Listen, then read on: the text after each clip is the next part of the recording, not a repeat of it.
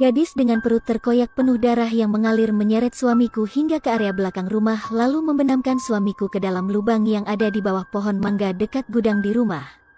Perkenalkan, namaku Hanum, dan ini kisah hororku ketika pindah tinggal di rumah yang baru dibeli suamiku.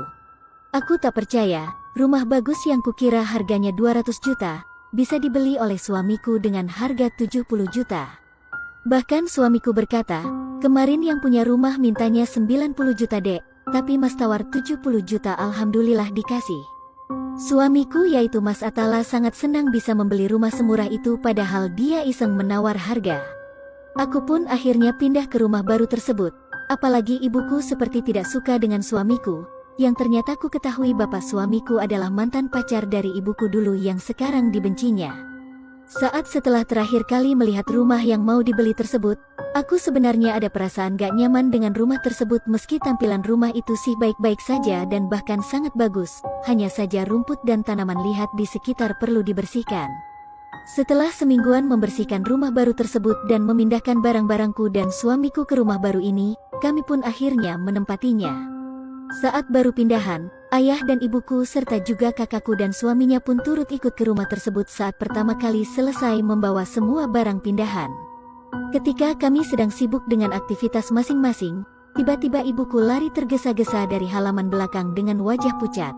Kami yang ada di rumah menghampirinya, lalu ibu berkata padaku, "Num, rumahmu ini berhantu, tadi ibu dengar ada suara tangis dalam ruangan itu." Tunjuk ibu ke gudang di dekat dapur yang sebenarnya saat kemarin aku mengecek rumah juga aku sempat sekilas mendengar suara tangisan juga meski tak kuhiraukan. Meski sempat disanggah oleh suami kakakku yaitu Mas Irawan bahwa itu paling suara tangis anak tetangga, tapi nyatanya rumahku tidak berdempet dekatan dengan tetangga. Akhirnya Mas Irawan nekat membuka gudang dekat dapur. Aku dan kakakku yaitu Mbak Ajeng pun lalu mengikuti Mas Irawan masuk ke gudang yang ukurannya sekitar 5 kali 4 meter. Ruangan itu gelap, berdebu dan terasa sangat pengap. Hanya ada sebuah lemari tua satu pintu yang berkaca di ruangan itu.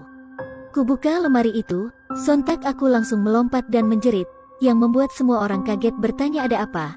Lalu aku bilang jika barusan ada kecoa yang melompat ke arahku. Kulihat di lemari itu ada baju yang tergantung di situ, baju berwarna putih dengan renda hitam di dada. Ada juga beberapa potong baju yang masih dilipat, bahkan terdapat juga alat make up yang entah milik siapa. Mbak Ajeng yang mengambil baju yang tergantung itu tiba-tiba berkata, "Mas, ini baju kok kayak noda darah ya?"